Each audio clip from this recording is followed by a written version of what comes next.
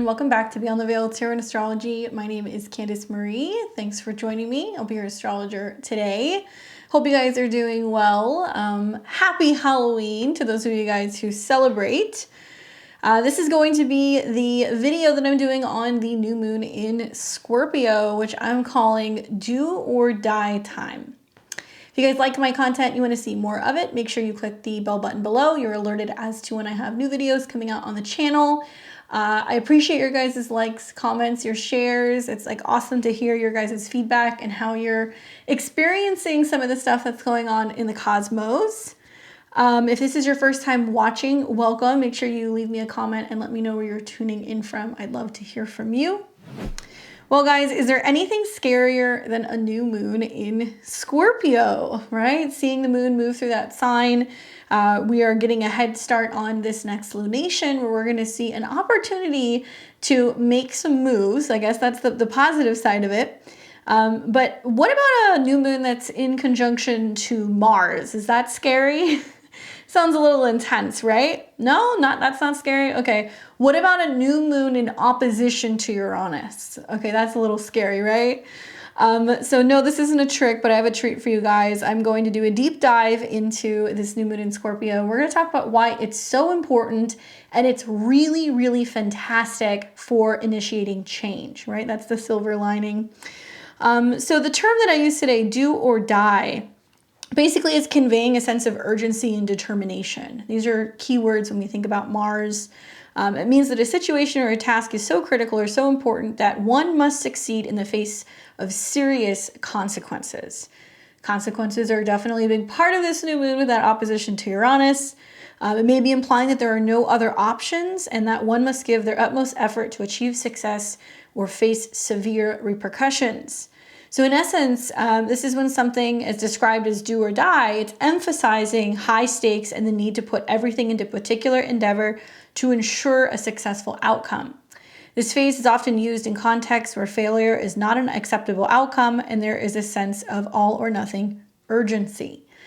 So we're going to break this down, but some keywords that you guys want to think about when you think of this new moon in Scorpio is conflict, rebellion, sudden actions, impatience, risk-taking, innovation, unpredictable breakthroughs, okay? So this new moon is going to be coming in on November 13th, 2023.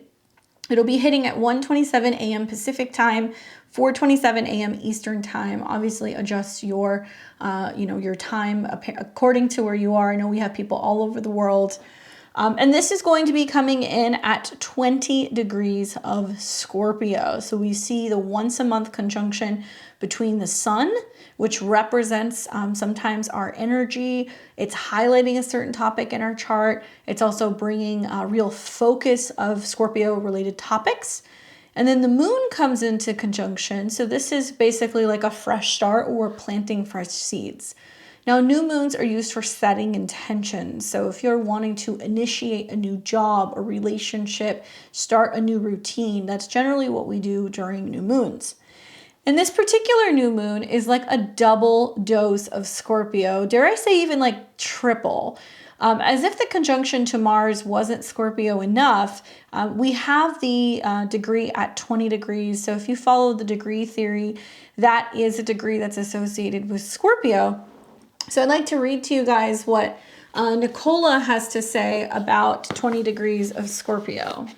All right, so here we go. So 20 degrees of Scorpio, which is also 8 degrees, right? 8 or 20 can be Scorpio.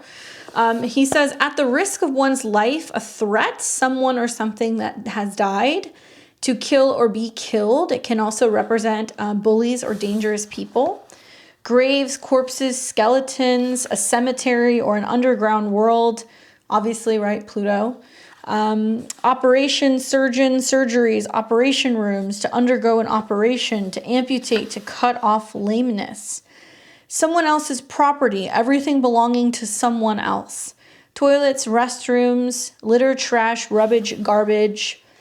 Something completely destroyed or decayed. Pathology, forensics, abusive language, sex, sexually aroused, or intercourse, or eroticism.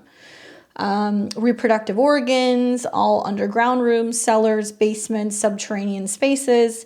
Rivers, areas by riverbanks, someone else's money, loans, scholarships, to borrow money, or pregnancy, birth, or delivery. So these are all themes, right? Scorpio is about death and rebirth.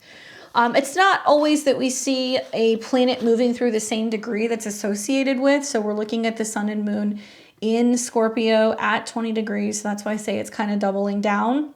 And then we have the ruler, the traditional ruler, Mars, in close proximity to the new moon. So we'll see just within hours of this new moon, the moon is going to conjunct Mars, which is quite an emotionally intense energy, and it's going to push or propel something forward.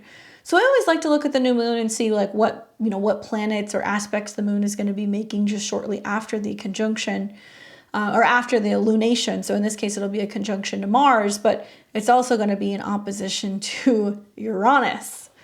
So Scorpio is traditionally ruled by Mars. The modern day ruler is Pluto. So we will be taking a look at Pluto as well. And Scorpio is the 8th sign of the zodiac, and it is a fixed sign, meaning it is fixed in its nature. It's a feminine sign. And yeah, it's got that Pluto Mars influence. So it is very much about transformation, shedding old skin, being able to embrace, the shadow side, working through things to, transmute pain.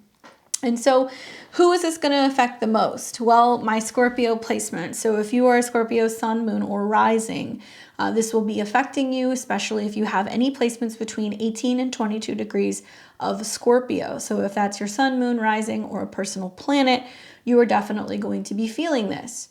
Also, my Aries risings, because this is a new moon that is in conjunction to your chart ruler. So Aries, you'll benefit from this as well. And then we've got the other fixed signs. So Taurus, Leo, and Aquarius. If you guys have anything from 18 to 22 degrees of the fixed signs, you will be feeling a square from this particular lunation. Now, new moons we feel really up until the time that the moon changes signs. So the moon's going to be in Scorpio for about 2.5 days before it's going to move into Sagittarius. And this is going to be a pretty heavily aspected moon. Not just the conjunction to Mars, the opposition to Uranus, but as the moon continues to keep going through Scorpio, it is also going to be making in conjuncts to the North Node, which happens to be ruled by Mars. So it's going to feel a little uncomfortable, something that we're going through. And then it's going to start making sextiles to Pluto, which is the co-ruler. So we're really going to want to watch for about another day or so until that moon ingress happens into Sagittarius, what's kind of playing out. Now, I anticipate from the moment that the moon actually leaves Libra, because you guys are going to see a couple days prior, the moon will be in Libra. It'll conjunct the South Node, so it's releasing something, and then it'll square Pluto. You're probably feeling this as early as the 12th, so this kind of energy is already brewing. Now, this will eventually become a full moon in Scorpio. 6 months down the road, you'll see this mature. That's going to be around April 24th of 2024. And this will be a full moon in Scorpio at 4 degrees. So even those of you guys who don't have any personal planets around, these degrees of Scorpio, if you have the earlier degrees, it will impact you because it's going to be a full moon around 4. So 3, 4, 5 degrees of Scorpio, you guys will be feeling the tail end of this in about 6 months. Now, what's interesting is the Sabian symbol. So I wanted to read to you guys the Sabian symbol for this degree. So it would be 21 because this is 20 degrees and change. So let's take a look at that. And those of you guys who have this book, it is page 264. That's what we're going to be reading, 264. It might sound familiar. I have referenced this in some of my past videos. A soldier derelict in duty. The keyword is deviation. The theme is termination is cooperative. Termination is cooperation. Hello. The symbol speaks to living with the consequences and decisions, and in particular, the consequences of impulsiveness or failure to think things through thoroughly before acting. The image of a soldier derelict in duty is one of the reversed or negative symbols, and it dramatizes the dilemma faced by the individual who makes a commitment in hope of achieving some personal goal and discovers it's too late, that he has made a mistake. Instead of fulfilling his dream of living, he is living in a nightmare or compromising his own integrity. The implication here is that a man basically moves towards his highest good and will not continue for long in any direction that frustrates him or fails to bring him happiness. At its highest, it represents the ability to find cooperative means for resolving problems and willingness to accept responsibility for mistakes. Watch for irresponsibility and selfishness. The accent is on negligence. You may find yourself dealing with the repercussions of someone failing to do what they promised they would do. The greatest advantage lies in resigning responsibility from any situation or position that holds no promise or potential. Tie up loose ends before you leave. Guard against letting yourself get carried away by emotions or desire in the middle of an important job. The consequences could be greater than what you're prepared to face. Stepping stones would be delinquency, carelessness, omission, oversight, disregard, failure, inefficiency, inattention, incompetence, indifference, thoughtlessness, wrongdoing, negligence. The key word I think is going to be negligence because it comes up quite a bit. But I think about, there's so many connections to this. I think for me, it conveys this focus of moral integrity. So I think that this symbol emphasizes the importance of moral and ethical principles. You know, the soldier's act of resisting orders in favor of obeying their conscience implies a strong commitment to doing the right thing, even when it's difficult. It's also about individualism. So this degree suggests that individualism and willingness to go against the grain when one's conscience dictates. The individual may not conform blindly to authority and is willing to stand up for their beliefs. Obviously, this is going to lead to conflict and consequences. Resisting orders can bring about conflict and consequences with superiors. And the symbol might imply that the individual associated with this degree of Scorpio may face challenges and adversity in their principled stance. But this is because there is this tuning into or becoming acutely aware of duty and responsibility. While the soldier disobeys orders, the symbol does not negate the sense of duty. It may reflect that a person who takes their responsibilities seriously is unwilling to compromise their principles in fulfilling them.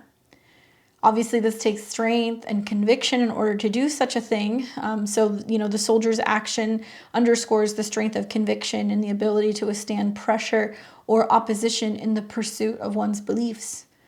Awareness of consequences is also a big theme because the individual might be more aware of the potential consequences of their actions and is willing to accept them regardless of personal cost. I think about 21, being what we round up to with this. Mars is in conjunction to that as well. The 21 degrees is going to be the Moon-Mars midpoint, the Sun-Mars midpoint, and it's in direct opposition to Uranus at 21. Now, you guys have heard me probably shout this until the cows come home recently. Spring of 2024, something that's going to be taking place in April as we start to see Jupiter, which represents growth, law, belief system, and it can also represent philosophy. It can represent a growing situation, a growing problem. Jupiter will come into conjunction with Uranus at 21 degrees. So we are going to see a sudden quantum leap forward, probably quite literally, but in terms of energy and resources. And I think it's also going to be about the earth. I think it's going to be about the collective. I think that right now we're in the midst of kind of like a turning point where the future, personally, I believe the future is undefined. How ironic, right? I practice astrology, but I believe in free will. And I think that what we're building up to in the spring of next year is going to be this free fall where we're going to see lots of systems suddenly kind of short circuit, fizzle out. We're going to see some kind of major significant development with the earth and I think with technology and with frequencies, and we're going to have the opportunity to make this leap forward where we can evolve on a spiritual level, okay? But it starts with the physical. Taurus is the physical. So I've been learning a lot about like our auric field and, biofrequencies and everything that's kind of going on right now with like all this fear pouring out in the world, these constant state of events that feels like it's just one crisis after another that has everybody on, the edge of their seat, worried, stressed out, and concerned about outside events, because I think it's creating this situation where we're spending so much time out of our body and we're producing these, these really significant emotions. fear, frustration, anger, resentment. These can all be energies that can come up with Scorpio. But it's all, I think, orchestrated to get us out of our bodies. Why? Because then we're not aware that we have the ability to create change. Then we're not all on the same wavelength, manifesting and tuning into the life that we want to create. I've gone down like a major wormhole in recent weeks, learning a lot about some of this stuff. And I realized that it really is going to be a turning point, I think, next year for creating the reality that we want.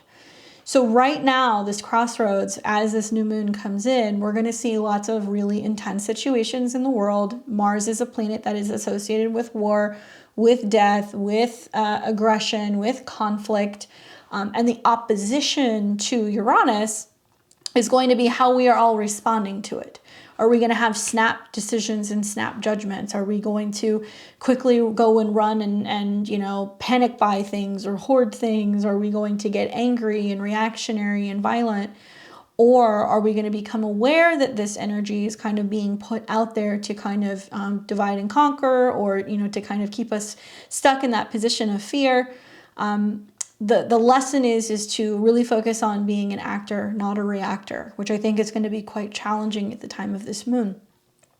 The moon represents the collective, right? And remember, we have all these planets in conjunction to Mars, which is the ruler of the North Node. So if we look at all of this energy, 8th house from Aries, it represents shining a light in the dark, looking at all the scary things, the things that we have to kind of suddenly take action, you know, in looking into, doing the shadow work, learning more about, you know, crime and corruption. These are all themes that come up with Scorpio. So what you will see during this particular new moon is going to be a need to really practice having quick reflexes. Doesn't mean that you need to respond, but the reflex being like, okay, I'm seeing it. Okay, what am I going to do with this crisis? Or what am I going to do with this situation? Or how am I going to respond to this thing? And time is of the essence, because Mars is going to want to speed things up. It's going to want to make things happen very quickly. Mars is about cutting, burning, severing, removing. It can also be talking about war. And it's at 22 degrees. So this is a degree that is associated with Capricorn. So it's going to be about moving in the direction of, you know, taking action, superiors taking action, governments taking action. Elders taking action. It's going to be requiring a lot of work. Dare I say, you know, Capricorn degrees, 10, 22. It also comes with a lot of challenge. It comes with a lot of upheaval. So it may be something that you're like, there's this thing I have to do. I don't want to do it, but I know I need to do it. I need to do it now.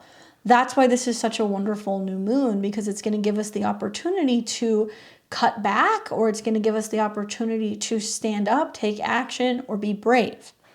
So the key here with the opposition that we see to Uranus, I think, is going to be about adapting to sudden changes. Guys, this is not for the faint of heart. I have Scorpio Mars. I've had Uranus in opposition to my Mars. It was not fun, but it also taught me that I had to really rely and listen to my instincts, right? Mars in Scorpio is a very psychic placement. It's very intuitive. It's tapped in. It's kind of aware of like subterranean like things. Like it can read between the lines. It can pick up on tendencies and people's like ulterior motives and like interests. So with that opposition to Uranus within about a degree, it represents during the time of the new moon that there are going to be sudden changes outside of ourselves, right? And it's about how we are responding and reacting to that. Well, Uranus can be frequencies. Uranus can be electricity. Uranus can represent sudden changes with the earth.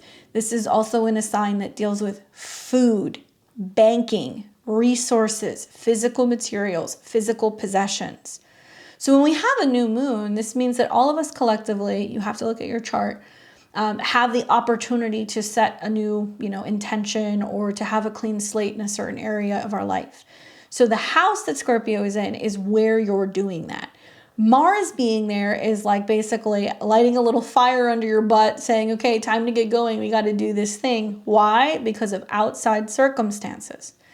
Now, all of this is going to make so much more sense for you guys. Just like bookmark this video. Please come back to this in like April, May of 2024. You're going to be like, whoa, that was pretty bang on in my life. where I was prepared and I was aware and I was tapped in. I took action in this area of Scorpio to better navigate some of these sudden developments that are going to happen in the Taurus area of your chart. So this is where it pays to actually know a little bit of the polarity. Yes, usually you're like, Candace, this is a new moon. I just need to focus in this one house. Yes, you do. But the ruler is in opposition to Uranus. So this is a bit of like a trick. It's going to have like a feeling of a full moon kind of vibe because of all of the oppositions that we're going to be experiencing to Uranus, which is going to be shocks and surprises. Now for Scorpio, right? Scorpio, new moon, Uranus is 7 houses away. So, talk to any Scorpio rising, they'll tell you the interactions with people that they're having right now seems kind of unusual and, unexpected. And there can be some shocks and surprises in relationships and dating. But I think that this is really saying for all of us that whatever action we're taking and the willingness to work through the fear, working through some kind of trauma, standing up, taking action, it's going to majorly change something, unusually change something about our relationships. Well, relationship to what? Taurus could be money. It could be food. I think a lot of this is going to be about food, you guys. I think that a lot of people are going to realize over the next 6 months the significance of, just processed food that has been tainted, things that could be toxic that are being put into food or, being found in the ground. Seeing all kinds of stuff that's already starting to pop up through the socials about people going and taking, there's a study that they did where they took like 10 different food samples, left them in the box from the major food tail chains, and then they send them off to labs independently all around the country and they have them tested. They're finding animal contraceptives, all kinds of like major doses of chemical compounds, and they're also finding all kinds of antibiotics. So if we as a collective are eating GMOs, we're eating processed food, we're eating food that is genetically modified and things are added to it and it's bioengineered or maybe it's grown in a lab, what kind of an effect is this going to have on us, right? I also think a lot of this is going to be about money and finances. Taurus represents what we own and what we possess physically. That's what's in our wallet, what's in our bank account. This is what we have in our physical possession. And Scorpio is about what we owe. So when planets go 8th house, to the 2nd house, this is where money is owed. We have to pay the bank statement or the credit card bill. We have to pay the loan or the mortgage.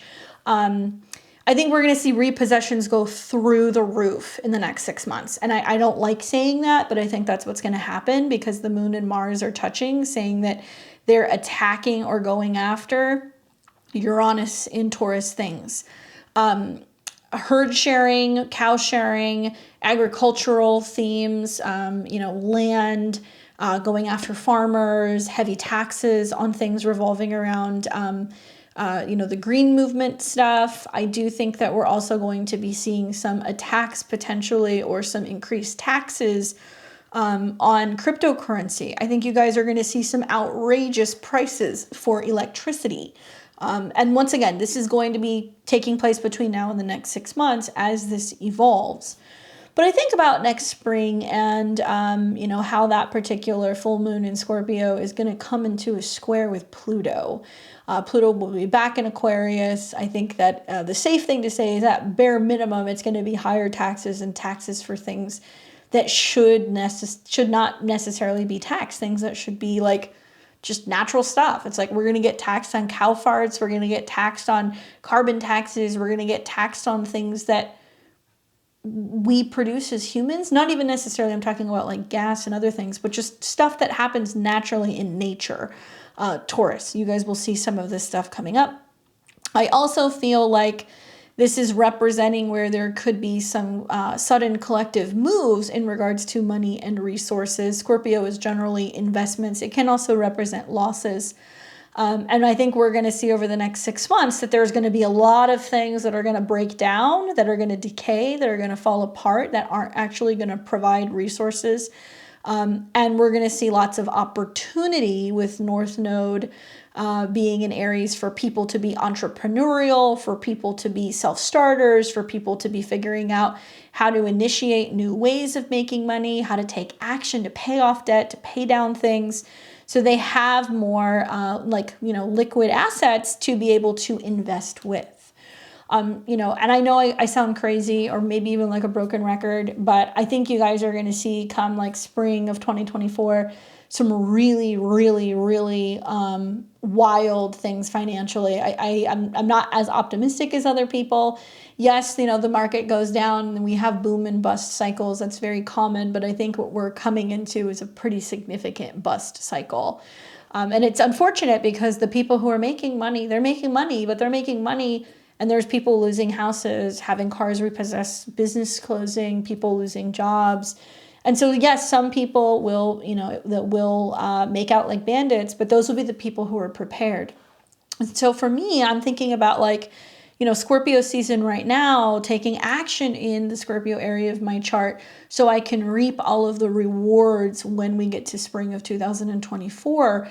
As Jupiter and Uranus are coming together, and we're going to see some opportunity for some major shift in regards to wealth and resources.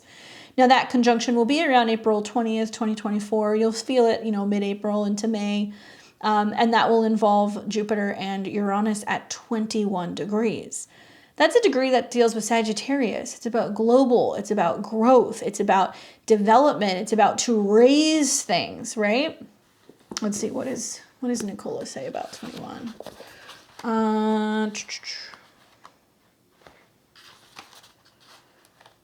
There we go. Foreign countries, everything that's foreign, everything large, broad, things that relate to publishing, film, religion, where else?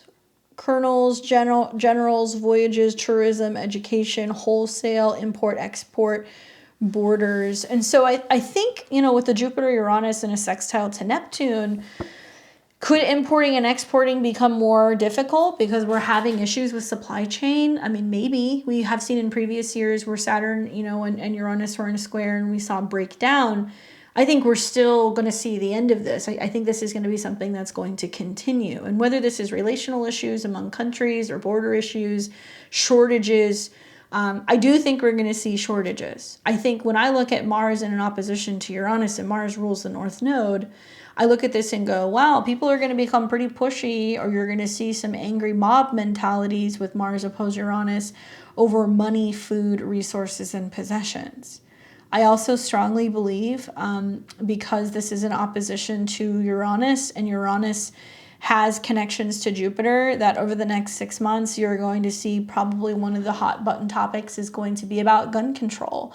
Who can and cannot possess, guns, or, is ammunition in shortages? Are we finding it more difficult to possess things relating to self-defense? What are the rules, regulations, and laws pertaining to these things? After all, Mars does deal with anything that's about self-defense. It can deal with weapons of all kinds. And Mars at 22 does seem to signify that there can still be some more attacks or things that are unfortunately kind of violent or gory, which leads to a major shift in awareness in regards to collectively, are we doing more harm than we're doing good? Is this stemming from financial distress? Is it stemming from psychological distress? After all, Mars is also in a trine to Neptune. But I think for many of us, this is going to be about, adapting to sudden changes, actively working through crisis, fear, or trauma. But also it's about being courageous and willing to evolve in spite of difficult circumstances. Oppositions provide opportunities to overcome. So when other people are panicking and freaking out, getting angry, getting reactionary, what are you doing? How can you be finding ways to ground your energy, stay in your body, be more aware of who or what is around you, and maybe be tapping into your sixth sense? And I think that this is also going to be for many of us through some certain, sudden development where we are reevaluating what we own and what we possess, money-wise, food-wise, resource-wise, and having an opportunity to completely reevaluate our values. Now, the Moon-Mars conjunction, is emotionally intense. So you may see with the Moon conjunct Mars more emotional, you know, mood swings, people being a little bit more charged, being a little bit more intense. Penetrating is like the theme of Scorpio, going deep, trying to drill someone or something, whether that's for questions or for oil or for truth. So I could see this conjunction being, you know, people taking action to do research, to look into what's going on behind the scenes. But this is also probably going to create some hot tempers, some angry or ugly crying. After all, the moon deals with your emotions, and I want everybody to be acutely aware of your emotions that are coming up at the time of the new moon, because likely it's showing you where you need to take action to cut out, purify, cleanse, or purge something, so that way you feel like you can have more peace. And you're also helping yourself, I think, get more in check with what's going on with your body. Now, the opposition is also going to provide for a lot of people a whole month of sudden changes. After all, a new moon does kind of, you know, happen for the period of about 28 days until we get to the next new moon, which will be in Sagittarius. So I want you guys to be mindful that pretty much mid-November to mid-December, it is the season of change. A lot of people are going to look around and go, what the hell is happening? What's going on here? It's that we're having to quickly move through the motions. And I think a lot of it's going to be about exposing things. Scorpio is really good at being able to expose.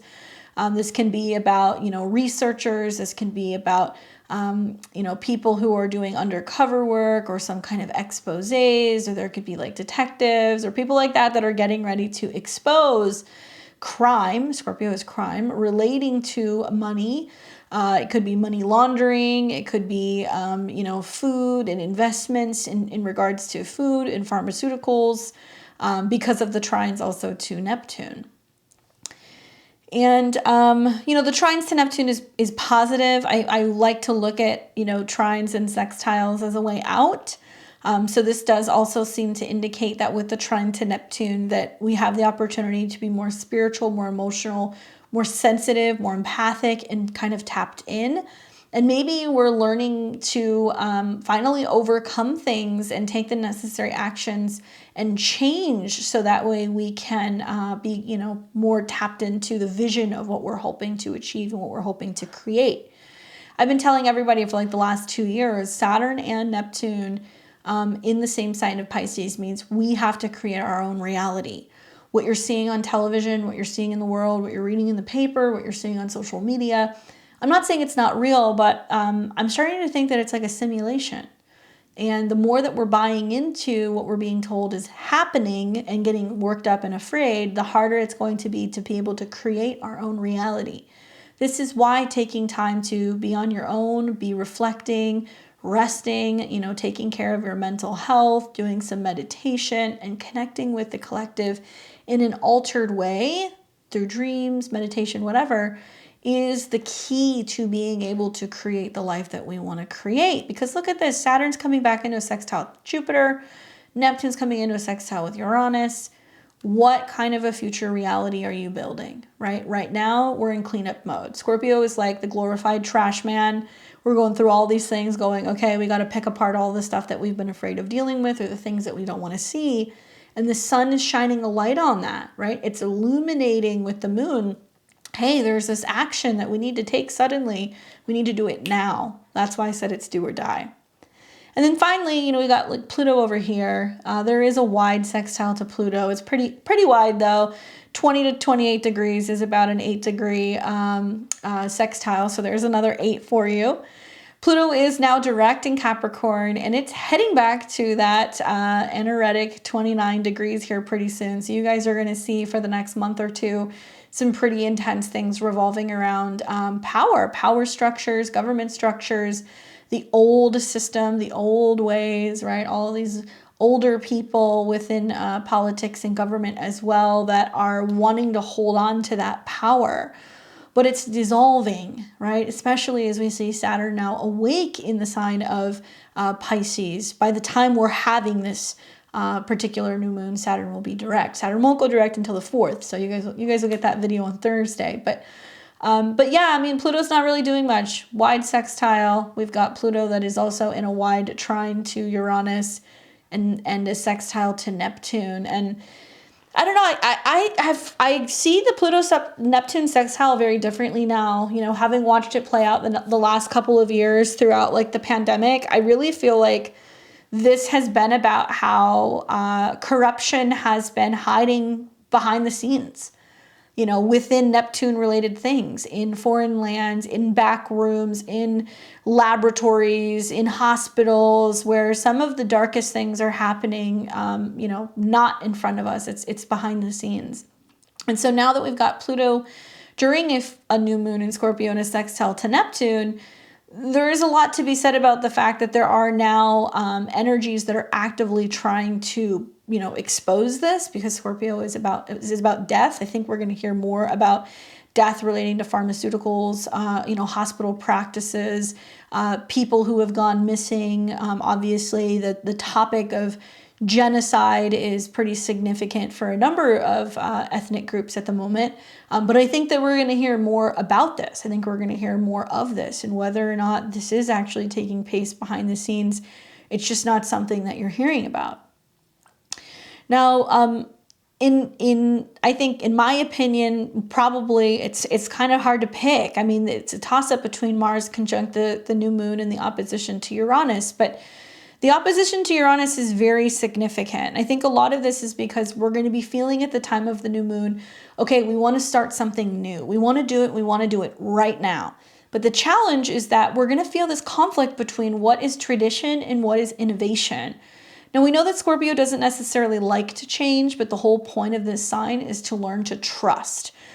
So with this new moon representing beginnings and the opposition to Uranus, it's going to suggest that there's a tension between a fresh start and traditional or established ways of doing things. And you're going to feel that there is a struggle between the need for stability and the urge to break free from the status quo. Now, what I do like about the moon in opposition to Uranus is that it can provide us with sudden insights, revelations, and a personal awakening. When it opposes a new moon, it can bring unexpected changes and surprises that may force you to view a situation from a completely different perspective. Now, you guys know I'm always going to tell it to you like it is, like right between the eyes. As if that wasn't strong enough to force you into some kind of new awareness, Mars being there definitely is. So the events revolving around the 12th, 13th, 14th, maybe even the 15th of November, we're going to see some kind of shocking, unexpected situation that's going to force us to adjust, to make some changes.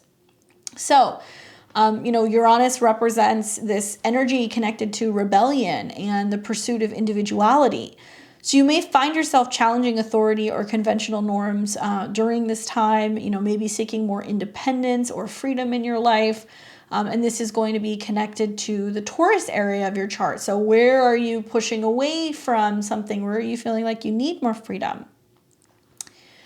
This is also about embracing uniqueness, because this aspect encourages you to express your true authentic self. So you might find that you're being, you know, kind of drawn or attracted to more unconventional things or ideas that really reflect your feelings. And I think for a lot of people, this is going to be emotions running high and people getting agitated and frustrated, and that stemming from a place of finally having like this volcanic, you know, eruption moment where you're breaking free from the status quo, or maybe you're going against the grain of like other people, right? I think a lot of people are going to have a sudden kind of epiphany or like a change in the direction and where they feel like their life is going.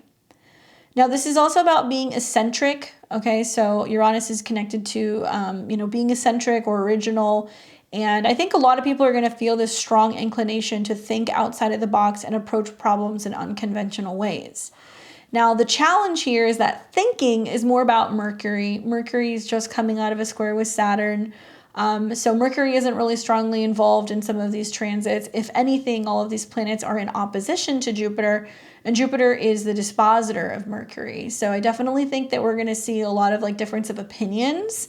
I also think that we're going to potentially see people who are going to jump to sudden determinations or decisions, and they can act very rashly. So, you know, I think that this opposition, it reminds me of the soldier breaking in ranks. Quite literally, it can mean you're being told to do this right now. Okay, we're going to war. We're going to war. This is what we're doing. We're attacking people. Why are we attacking people? Is this our war to fight? Why am I being given these orders? Now, sometimes these Sabian symbols are quite literal. We may see certain people breaking ranks within military, but we might also see people breaking ranks within like secret communities or background communities, 3-letter agencies, especially because Pluto is in Capricorn, and that deals with things like the FBI, the Secret Service, the CIA, like anything that is hidden. I think we're definitely going to see some people that are becoming aware of the fact that there's some stuff that's going on behind the scenes that could be catastrophic for humanity. And they may potentially break in ranks and decide that they want to come out and they want to be a whistleblower. But some of these situations could mean life or death. So I do think that, there is this energy that's building that's like, hey, some people know that there are some things coming in the spring, I think between March and June of 2024, and we might see an opportunity for them to break out and start actually telling the truth about what the real agenda is out in the world. Now, for me, I think a lot of this is connected to technology and innovation. Uranus is connected to technology, and it's also connected to electricity. So we might become more interested and invested in cutting-edge technology, scientific advancements, or progressive ideas during this time. I think especially this is about people taking action and probably defending, because Mars rules the North Node, their resources, their money, their food. But I think it's more than that. I don't think it's about that stuff. I think it's our bodies. I think it's about protecting ourselves energetically, not putting ourselves in a position of constantly being bombarded energetically, emotionally, and spiritually. I think it's having a draining effect on all of us. I think that there are things that are going on that we cannot even see or explain that's affecting all of us energetically. I think it's going to be about the future of this movement to have transhumanism, to start fusing technology with ourselves, with our bodies, because it will be the next level of surveillance. Okay, that to me is fucking scary, like big time. And I think a lot of us are going to start realizing and putting the pieces together, especially spring of next year, that there is a move to do this. And the way that they're going to do this is through food, through resources, through money, through banking, right? And so right now, people are going to start waking up going, no, we're not doing that. And when people start hearing what's coming, especially, Uranus can be about things that can affect the physical body. Electricity, it could be about new weapons. It could be about new bioweapons. Some of the stuff that we're hearing about what's going on right now in the Middle East with some of these weapons and these burns that people are experiencing, it's like that stuff. It's going to be more of that stuff. It's going to be microwave energies. It's going to be beams. It's going to be lasers. The stuff happening in Hawaii, that stuff, things that you can't explain that come out of nowhere that suddenly catch fire, that's Uranus. So we're going to be trying to make sense of why certain things are, Scorpio, dying off, falling apart, why things are decaying, how we can regenerate stuff, but more importantly, how we can defend psychically and spiritually. For all of us, I think at the very least, it's going to be shaking up stagnation. So you've been feeling stuck or in a rut. Maybe you've been too complacent. Uranus in opposition to a new moon is encouraging you to wake up, to take charge, to shake your life up and make the necessary changes. And this is all about embracing change. While oppositions can be challenging, they're opportunities for growth and balance. And likely this is going to be an aspect that's going to push all of us to adapt to new circumstances. So watch for those intense new beginnings because it involves Mars. Expect there to be passion and drive. So this is a planet that deals with action and desire, determination. A new moon here in Scorpio amplifies us and all of our goals, and it pushes us to pursue them. So likely there'll be some opportunity to start something new, and it comes from passion to be able to achieve what it is that we desire. It'll just require us to dig deep and be willing to embrace this profound transformation. It's also about being courageous and being bold. Now is the time to be fearless and be more willing to confront challenges and take risks at this time. For many of us, I think the next month is going to be a period of asserting ourselves and being more assertive in the pursuit of our desires. This requires us to practice emotional depth because that's what Scorpio is all about.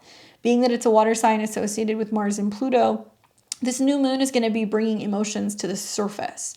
Like I said, getting angry, having meltdowns, ugly crying, definitely a theme with Moon Mars in Scorpio. But I think it's to really make us more aware of our inner feelings and desires.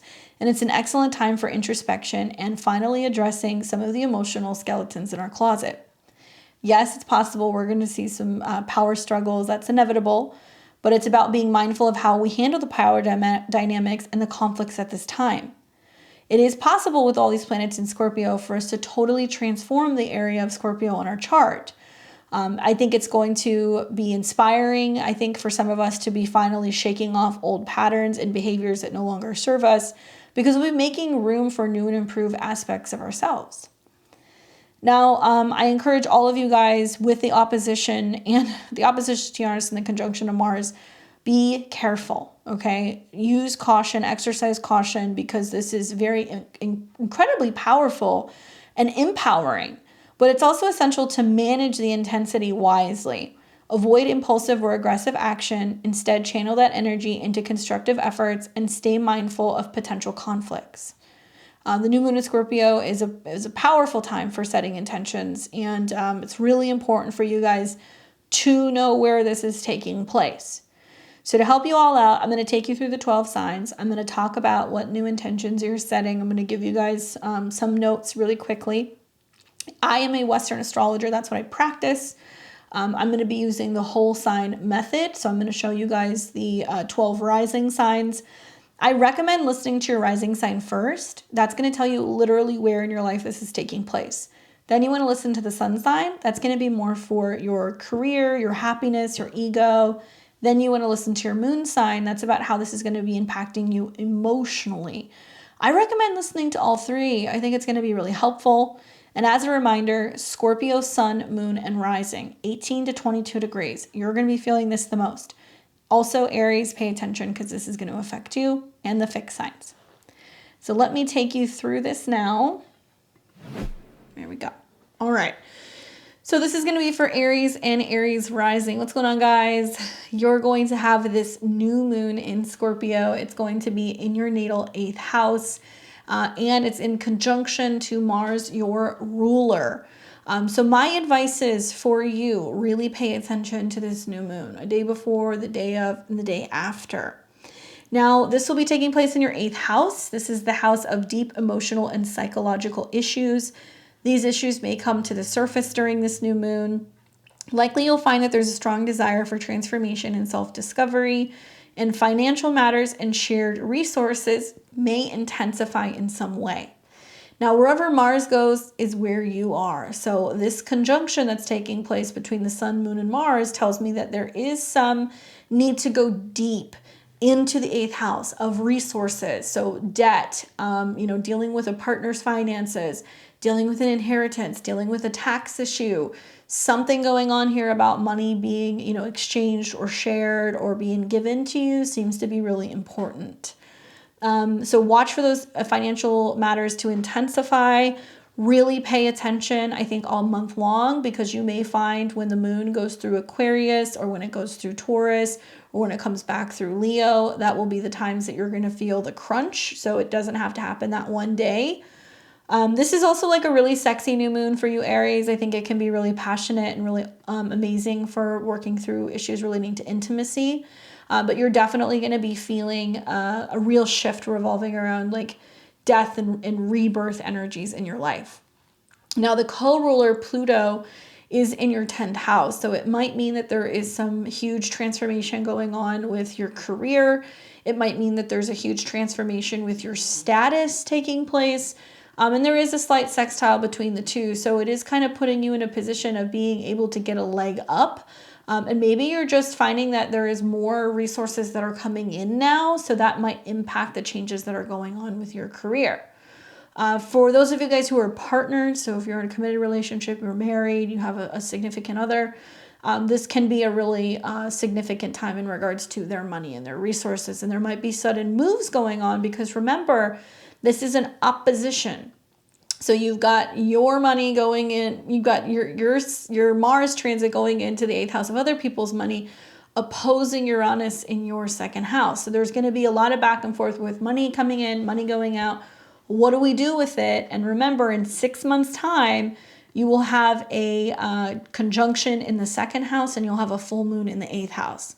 I look at this and I think like more money, more problems. Sometimes it could be like, well, money comes in and then you're like, yeah, but then I got to pay stuff back. And then there's like the whole tax matter. And then there's other people who want a piece of the pie, maybe. But you are one of the signs, you and Libra are the signs that are going to feel this the most in a financial sense. Reflect back on what's happened over the last couple of years, you know, since you've had eclipses in Scorpio and Taurus. That's a real like hot topic that's been taking place since really 2021 when it comes to your resources. Today, I don't even know what I do with my box. Where's my box? Okay, it's here somewhere. I'm working with the Nightmare Before Christmas tarot, so I thought I would do something fun and kind of festive for you guys. Here we go. What is the card? Kind of stuck together. Sorry, guys. There we go. The card that I get for you is the Page of Coins. This is the Page of Presents. I like this card for you. For me, this is about like the beginning steps, I think, of investing in something or investments or making some kind of financial moves. We know that pages deal with like learning something, you know, making a small investment, maybe some small investment or some small financial change you make now really magnifies and multiplies in the future. This can also be about younger people. So pages can be about children. So there can be about working through childhood related issues, matters relating to children. Obviously, the sun is involved in this and the sun rules your 5th. So insurance, expenses, joint resources relating to kids can come up here as well. Or investments, right? Because the sun's connected to the 5th house. But whatever it is, you're taking the first step. So you're just like learning how to make some tweaks or some changes to your financial situation that I think in about 6 months might really pay off. Good luck. We've got Taurus and Taurus rising. What's going on, you guys? How are you doing? We're going to have a new moon in Scorpio in your 7th house. This is going to be an interesting one for Taurus and Scorpio placements because you're really going to be feeling the polarity and the opposition pretty strongly. For some of you guys, this might feel like the grand finale of transits that you've been going through for the better part of the last 2 years in your sign in Scorpio as well. New moons in the 7th house, right? So this is putting an emphasis on partnerships, relationships. They are the center focus, especially because we've got Mars in its ruling sign. So much action in regards to 7th house. So this can be clients, this can be a relationship, this can be your marketplace, this can be your counselors, your therapists, people who support you.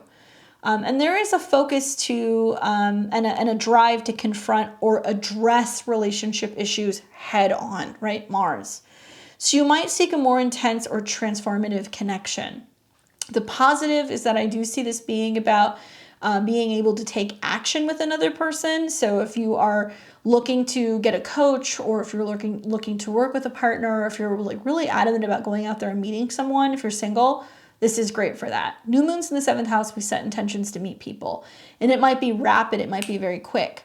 The challenge here is that this particular new moon is in opposition to Uranus in your sign.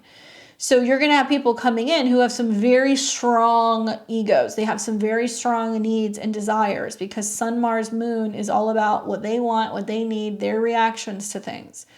So the opposition to Uranus in your sign, and I'm pretty sure I spoke about this in the horoscopes, is just realize that there's going to be some people that are going to come in that are going to challenge you this month. So it doesn't necessarily have to be a partner, although it can be. Those of you guys who are partnered, I would say, like, just take a breather. Know that Mars, I think, has the upper hand in this situation because you have Mars in its ruling sign. The opposition to Uranus is going to kind of trigger you or maybe set you off a little bit. The other way of looking at this is that Pluto is in the 9th house, and that's the co-ruler.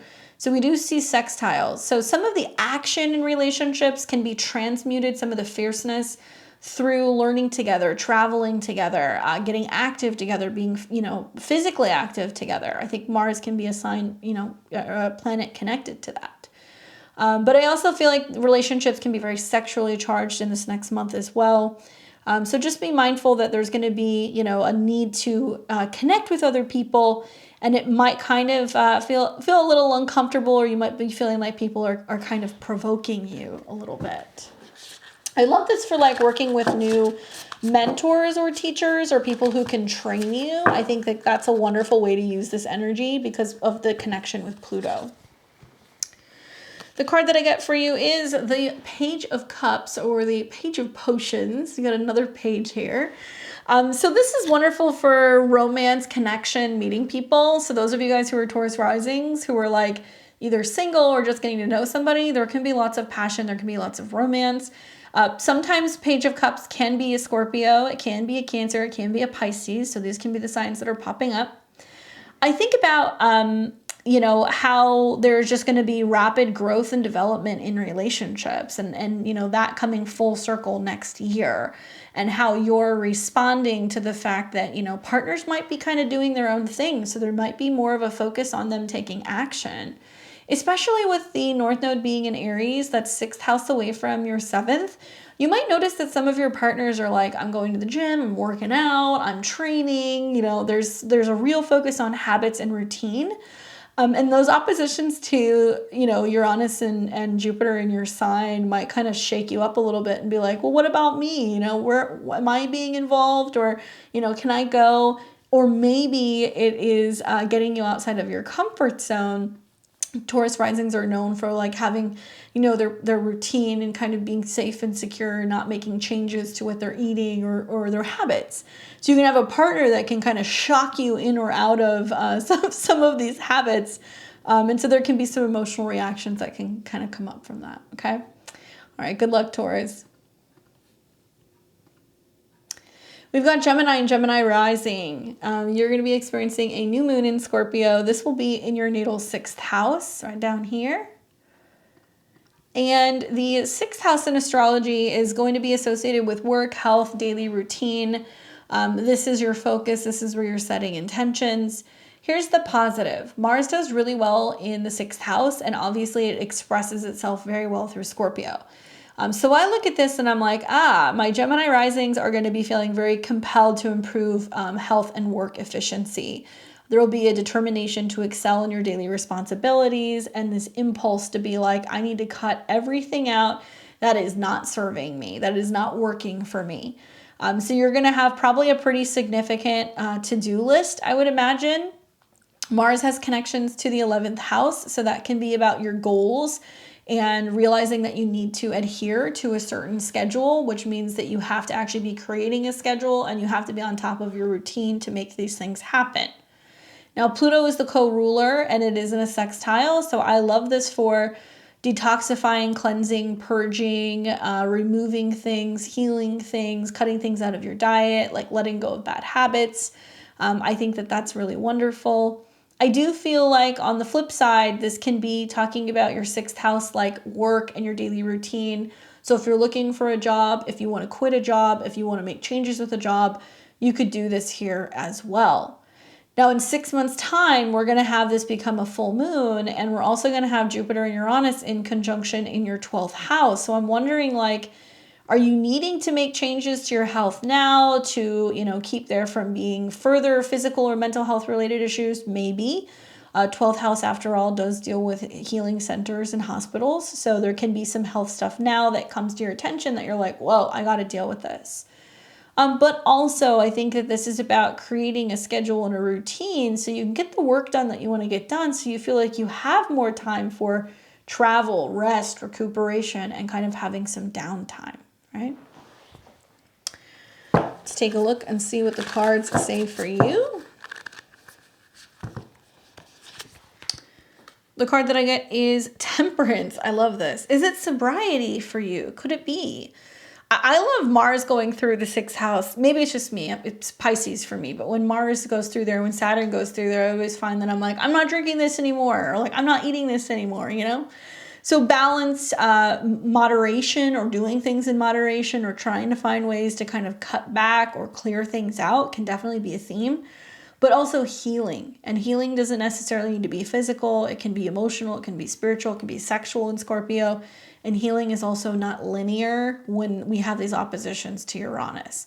Part of it is about the rest and recuperation that you need, and doing work also on the emotional body to better kind of help benefit your habits. So maybe it's about the way that you're looking at healing, how you're approaching it.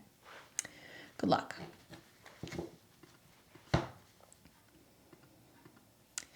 We've got Cancer and Cancer rising. You will be experiencing a new moon in Scorpio in your natal 5th house.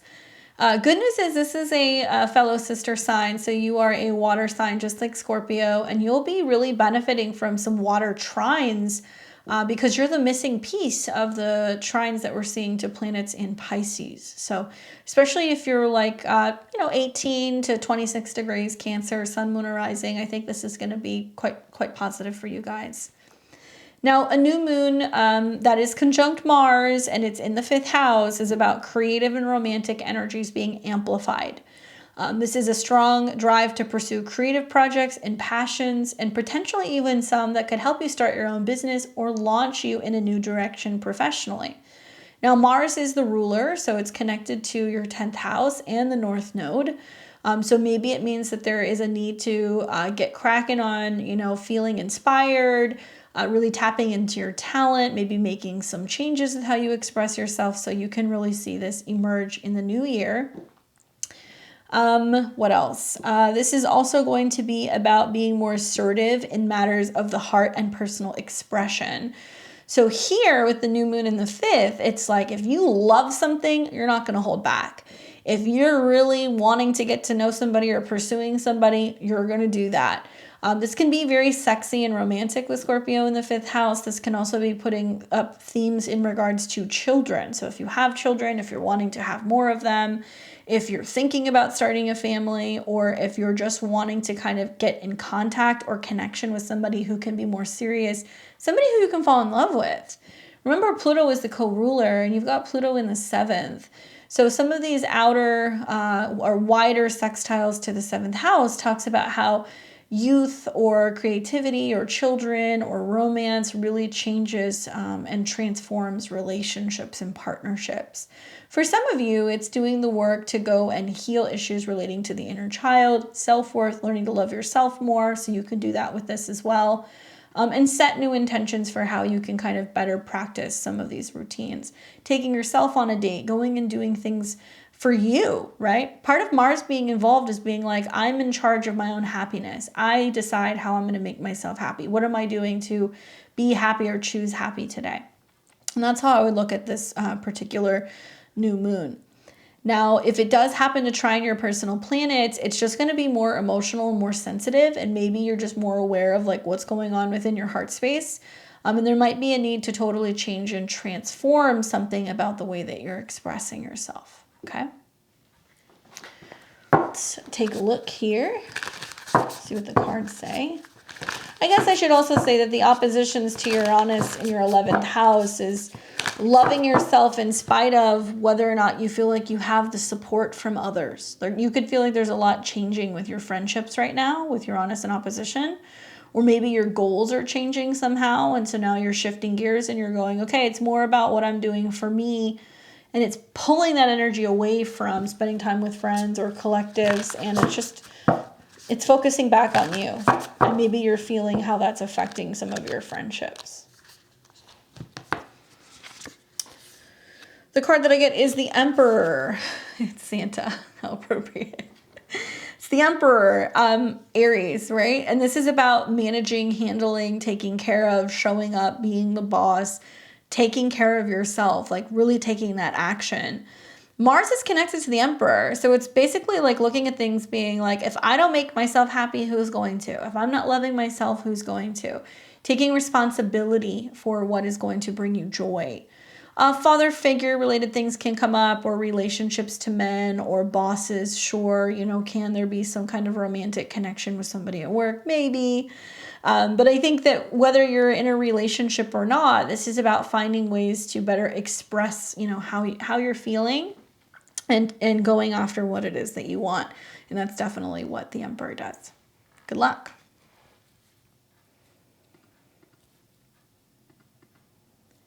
We got Leo and Leo rising. What's going on, Leo? We're going to have a new moon that's going to be in Scorpio, and this is going to be in your natal 4th house.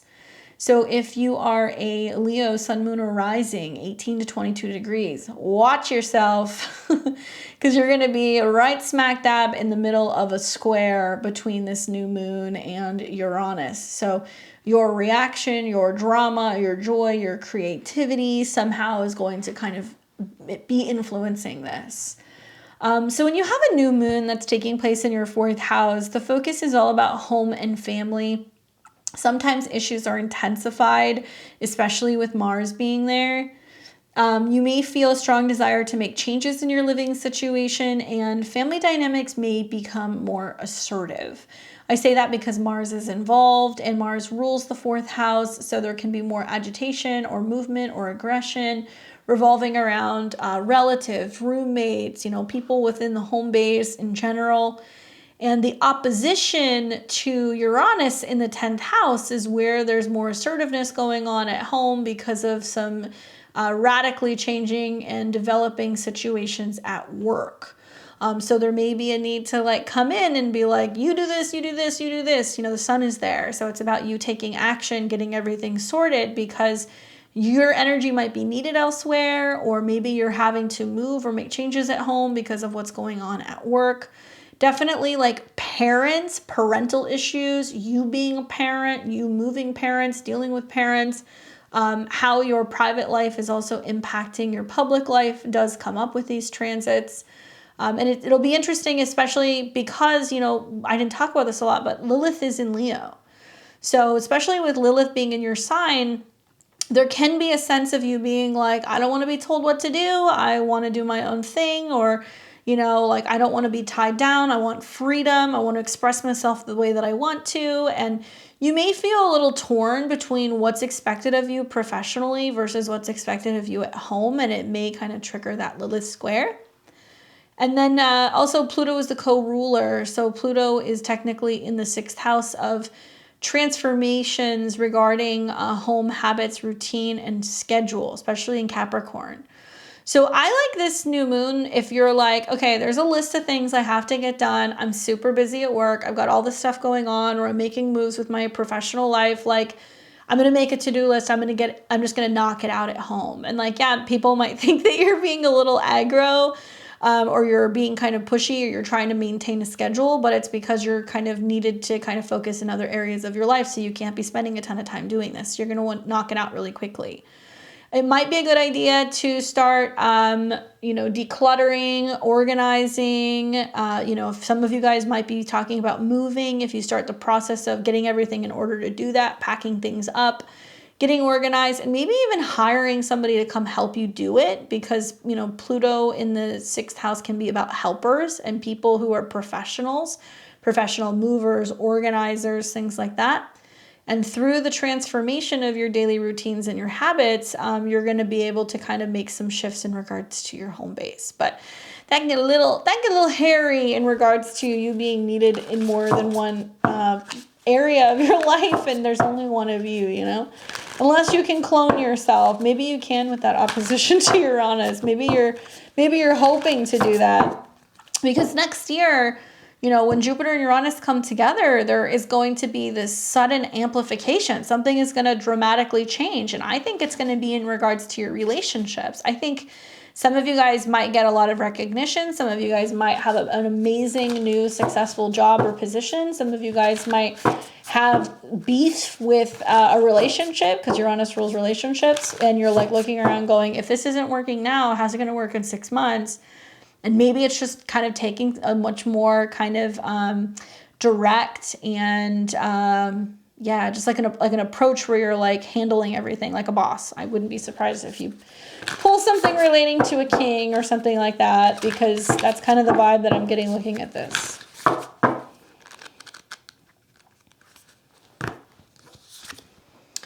The card that I get is the Hanged Man.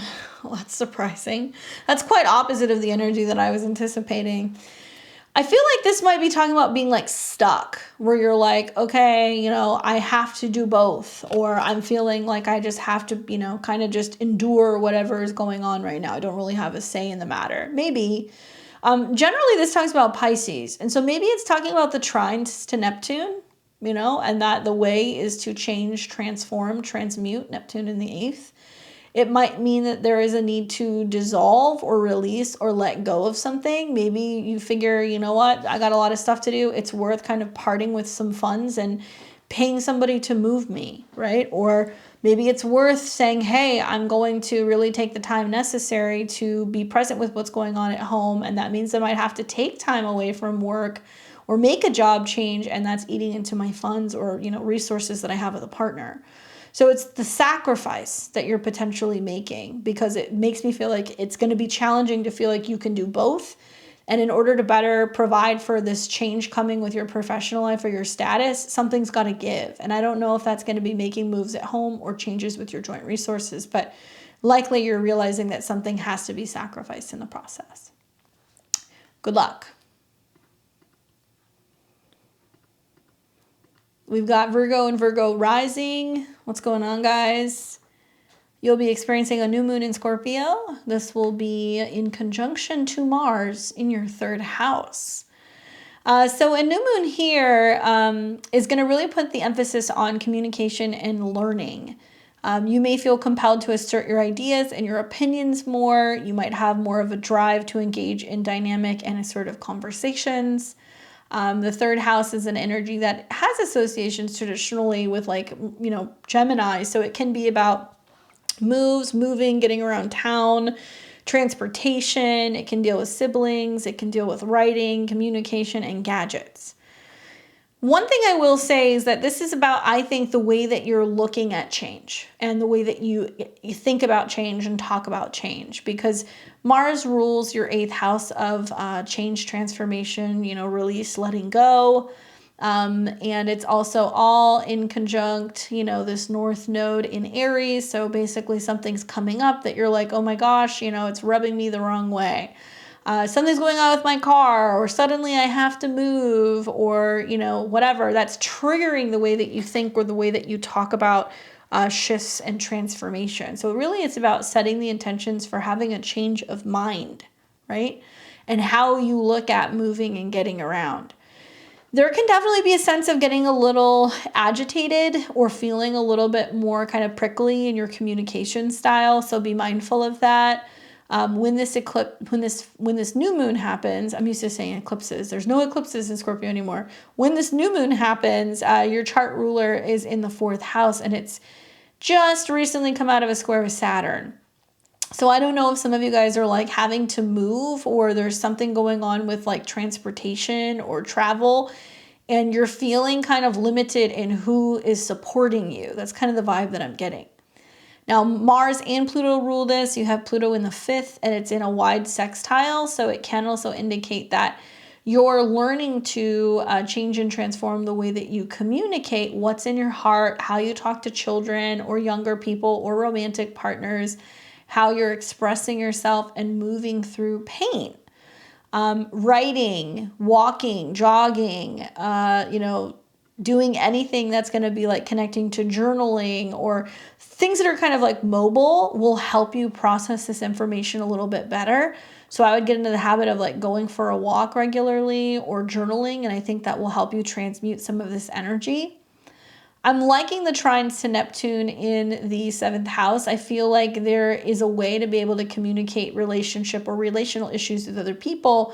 But I would say write it all down, sit with it, think about it, process it. Don't just immediately send the text or the email to somebody. You need to really take your time and read through it and make sure that's what you want to say.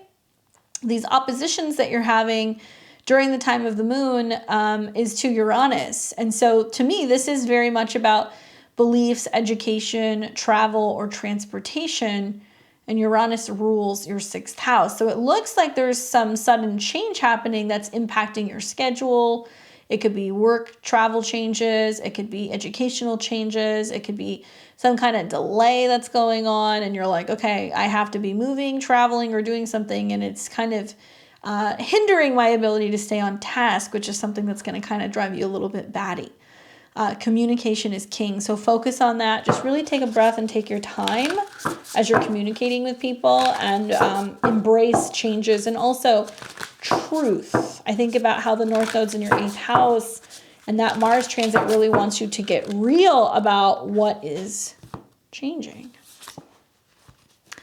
The card that I got for you is the Queen of Cups, or the Queen of Potions. Wow. So I think this is talking in a very passionate, emotional manner. This is about, you know, applying and taking action around your emotions, or maybe even your intuition. I love this transit for being like, I'm going to pull a card before I respond to this person, or, you know, I'm going to sit and meditate with this before I respond to something. I'm going to check in with my pendulum, like something about being able to connect with your intuitive side to know how to better approach or connect or communicate with other people. And I also would say just watch for what emotions are coming up, because they do need to be dealt with at the time of this particular new moon. Good luck.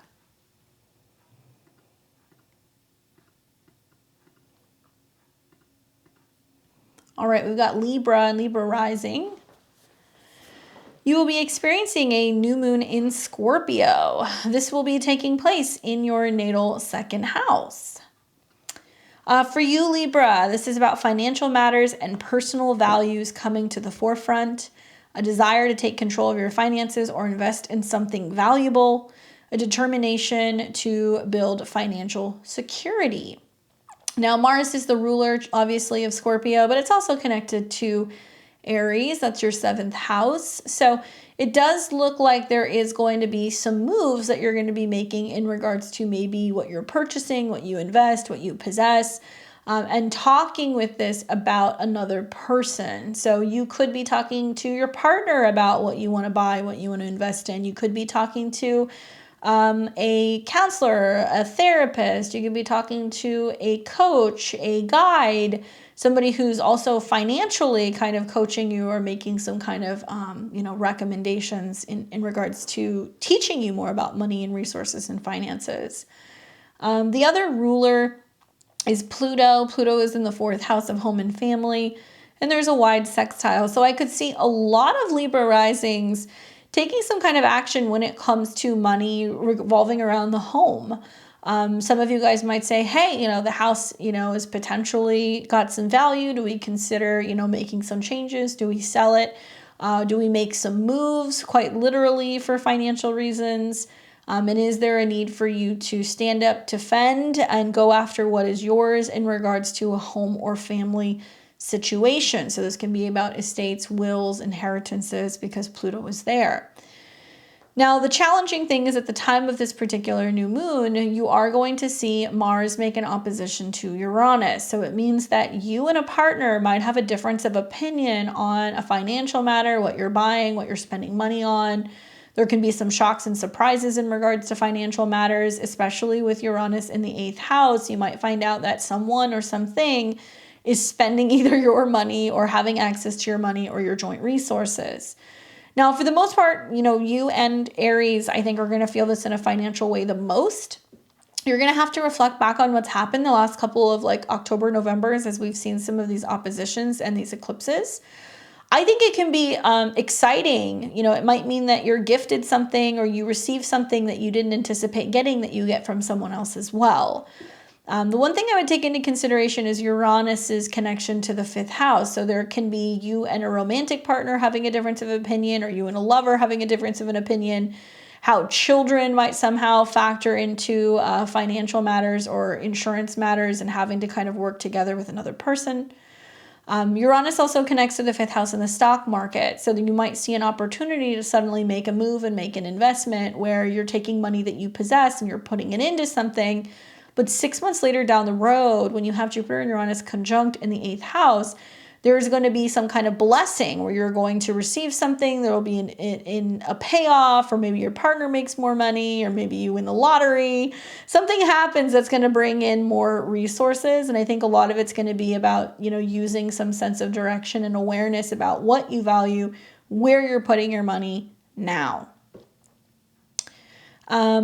And am I missing anything? No, I think that's pretty much it. Just know that it's going to be a lot of back and forth with another person. So I don't know who that other person is going to be, but I see it happening.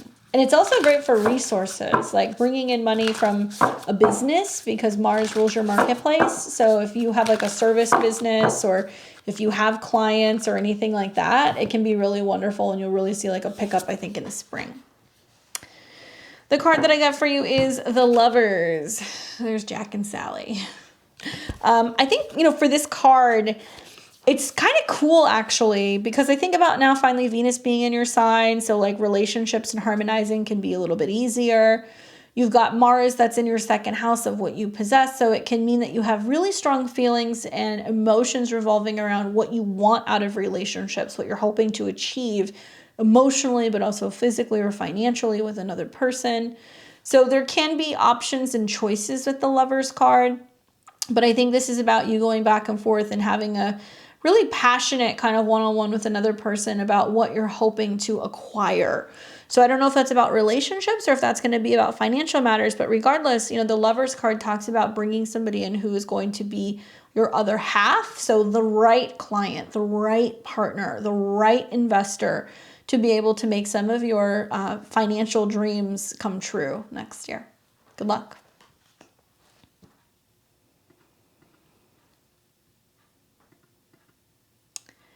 Finally, my Scorpios and Scorpio risings, welcome to the new moon in your sign. So this will be in your first house. And I've been talking about this for like the last month or so. I'm like, my goodness, my Scorpio risings, they have like a November to remember. It's definitely do or die for you, right? Having the sun and Mars and the moon in your first house, or conjunct your sun or your moon. Very, very, very powerful energy. Both the sun and Mars do very well in the first house. Well, for you, Scorpio, there is a strong focus on personal identity, self-expression, increased assertiveness, and a desire to make a significant impact on your life, a strong drive to initiate new beginnings. So I feel for you, this is like such a wonderful time to be like, there's this thing that I want to do. I'm going after it. I'm doing it. I'm starting right now. We're doing it right now. Because Mars is one of your ruling planets. Now, the other planet that you're connected to is also Pluto, and there is a wide trine between Mars and Pluto. So there can be a whole, okay, I'm going on a trip right now, or I'm planning something right now. So you may be traveling, especially if this is like right around your birthday. There might be a lot more focus on communication, learning, something in regards to like online projects, programs, things that you're selling. But also I think that this might be about taking action in regards to your career, because Capricorn is your career, Pluto is about empowerment. So maybe you're making some really big statements about the way that you think or what you're trying to kind of promote in regards to your career. Especially because the sun is connected to the 10th house, so some kind of status thing. Write down your intentions, especially if your birthday is the 12th, 13th, 14th. I think it's really important to sit down and focus on what you're hoping to achieve and write it out as if it's already happening.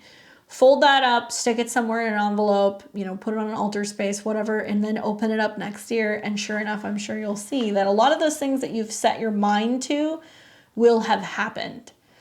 It could also mean that you're on the move, or you're moving, or there's some kind of potential traveling that's going on. Now, the challenge here, Scorpio, is that your chart ruler, Mars, and it's in its ruling sign, is in opposition to Uranus in your 7th house, which means you're like gung-ho, you're really quick to want to get something going, to want to do something, to be on the move. You're focused on yourself, and that's going to come into opposition, which is challenging with Uranus in your 7th. Which means you're going to be like, I want to do this thing, and you're going to have some sudden shocks and surprises going on in a relationship. Uranus rules your 4th house of home and family, and I wonder if it means that, you're wanting to go and do something and your family's kind of interrupting your plans, or there are some home things going on, and so it can bring some friction or some agitation with a partner.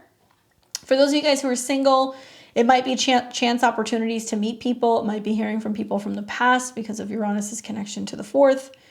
You got to think about what goals you're setting for yourself right now. And realize, especially in the first house, that these goals that you're setting for yourself that you're so passionate about may potentially rub other people the wrong way. So I talked a little bit about in the horoscopes this month how your, focus on getting what you want is amazing, but it can come at the cost of certain relationships, certain friendships. There can also be some differences over values and finances and resources because these are in financial signs. Usually Mars-Uranus aspects in the first and the seventh house can denote some kind of conflict or some kind of fighting. And so I would just say, Scorpio, slow your roll, take a breath, breathe. Allow other people the opportunity to surprise you, to smooth things over, to make things peaceful, calm, and serene. Taurus does want peace. So with Jupiter and Uranus here, relationships are going to quickly evolve over this next year. And perhaps next year, as Jupiter and Uranus come into conjunction, you're going to find that there is an opportunity for true love, relationship evolvement, meeting the right person, going to the next level with your partner. But it's only going to be because you take certain actions. You got to focus on what is it that you're wanting to, what is your goal? What are you hoping to achieve with another person? What are you going after? Are you triggering some of these issues, or are you potentially creating a situation where you're holding yourself back from relationship closeness? So it could be one of the two. Give yourself some time. You'll see that manifest fully in spring of 2024.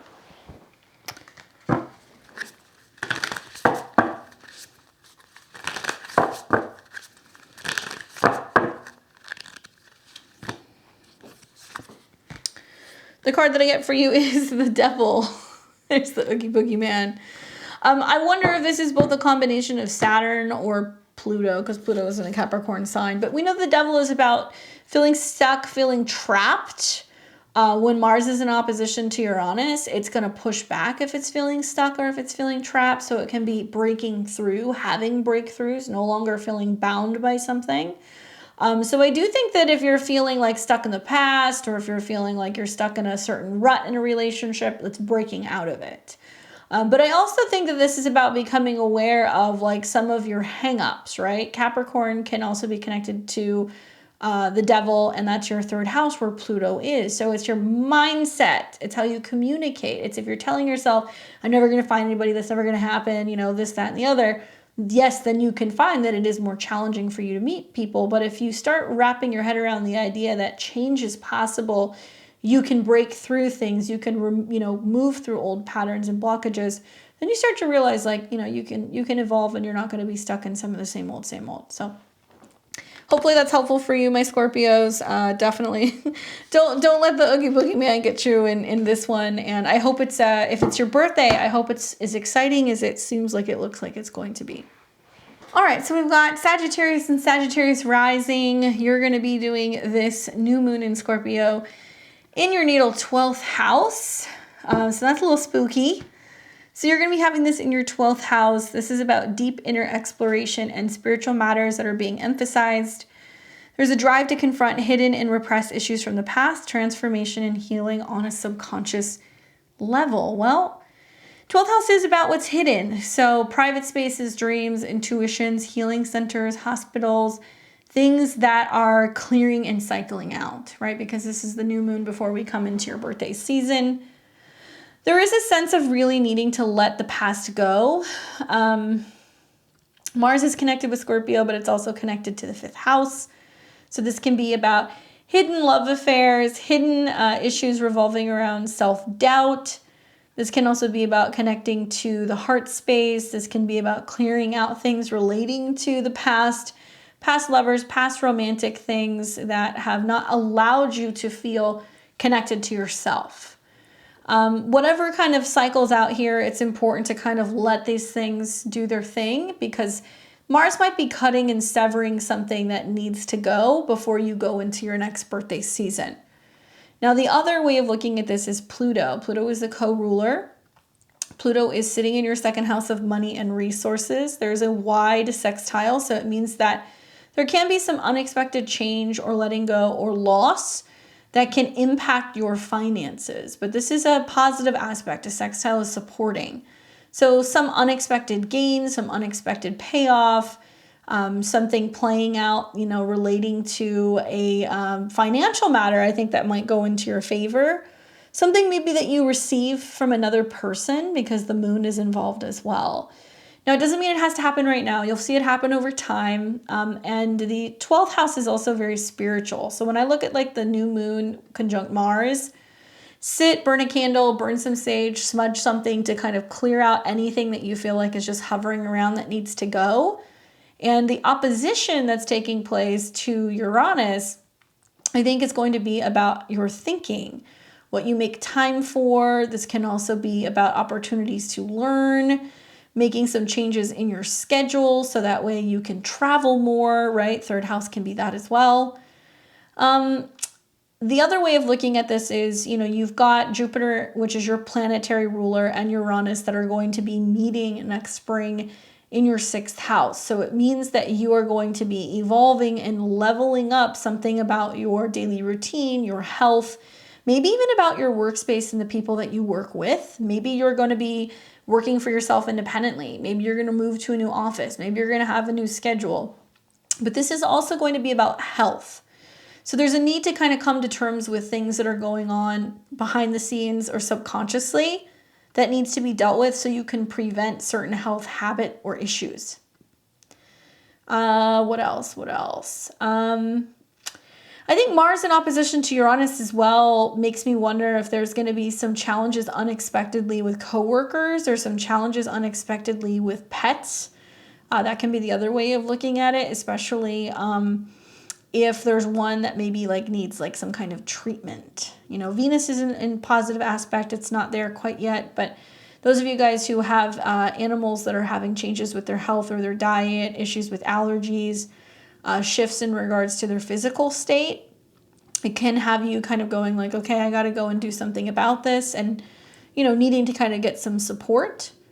Certainly we can see with Mars opposed Uranus some challenges, I think, also with people at work. So we can see some issues in regards to daily routine, coworkers, and realizing that there can be some problems with some of these people. And so you're kind of having to either go and talk to somebody about this and have a meeting privately, or you're trying to find ways to kind of rest and recuperate and taking time away from some static that can be going on at work. The 12th house is about rest. So whether we have a new moon or a full moon here, you want to take time away to kind of check out, be in nature, do your own thing.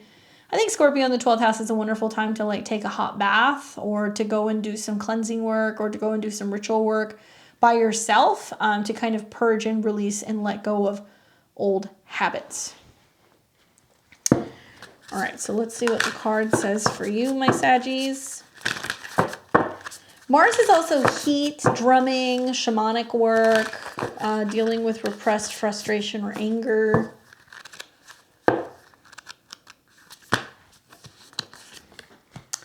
The card that I get for you is the 5 of Swords.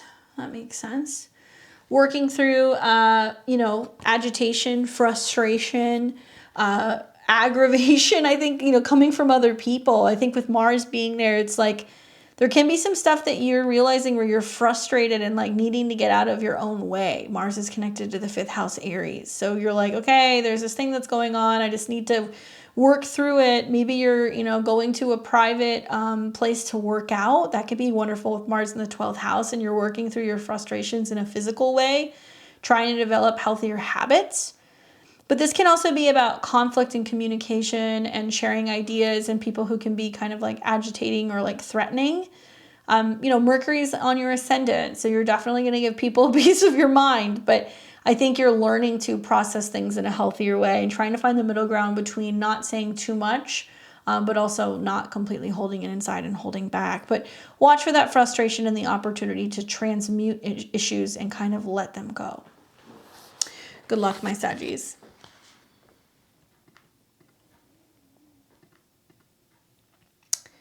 We have Capricorn and Capricorn rising. What's going on, guys? You're going to be experiencing a new moon in Scorpio.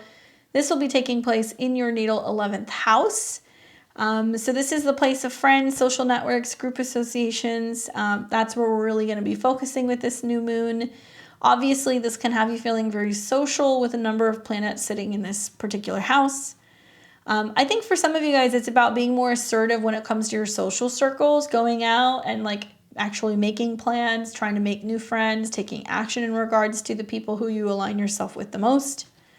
I also feel like this might be a desire to take leadership within some of these organizations, especially because Mars is about being a leader and being there first.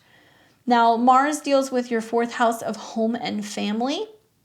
So maybe like setting up family reunions, group get-togethers for the holidays, inviting people over, setting things up in regards to, you know, celebrating.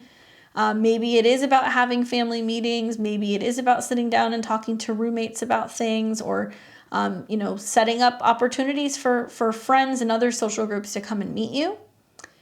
The other way of looking at this is the sextile to Pluto, which is in your sign. So this is about what you are passionate, fixated about, what you're trying to master. So you yourself might be like, okay, I want to surround myself with people who are open to change, transformation. It might be people who are into esoteric practices, people who are into transformation, but Mars is of the home. So maybe you're like flipping or renovating your home and you're creating a new space to be able to entertain. Maybe you're joining new groups on Facebook, revolving around, you know, people who work at home, or maybe you are starting, you know, new groups. Maybe you're getting involved with people who are doing do-it-yourself projects, or like maybe renovations or flips. I could see that as well. But whatever it is, this is a little bit easier for you to navigate because it's sextiling Pluto in your sign. Now, the challenge is that you're going to see the new moon in opposition to Uranus. So this basically means that there's going to be some unexpected circumstances that might be coming up with younger people, children, romantic partners. Uranus in the 5th house can be about opportunity to gain, but it can be creatively. So I think other people might inspire you to want to get a little bit more crafty.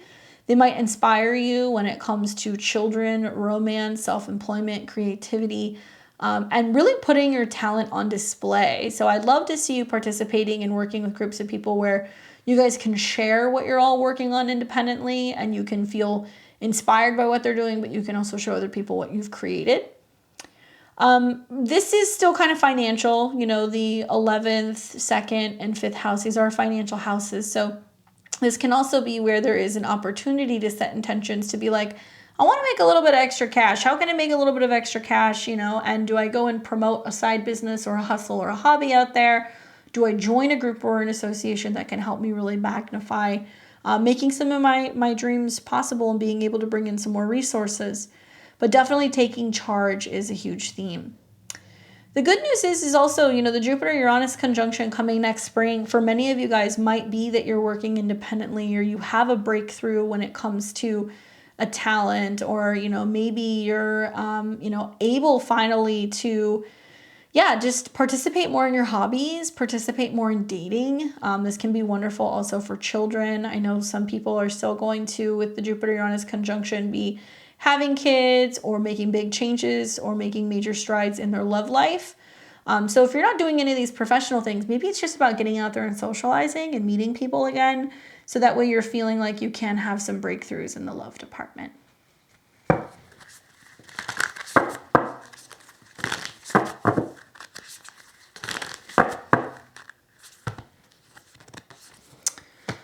The card that I get for you is the Two of Cups. Maybe it is that breakthrough in the love department. Hey.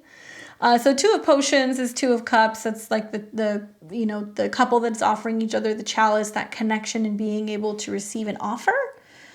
So I wonder if this is about people saying, hey, do you want to join, you know, join our group? Do you want to come to this party? Do you want to come to this get together? You know, would you like to help me start this project? Yes, the answer is yes. I definitely think that's something you want to participate in. Watch for the invitations because likely they're going to be coming through, and it's all kind of full steam ahead, allowing you to focus on what's coming in the spring, where you can have more fun, you can socialize, you can fall in love, you can be creative, and likely it also might be something that brings you some resources in the process. So look for the right people to help you. Good luck.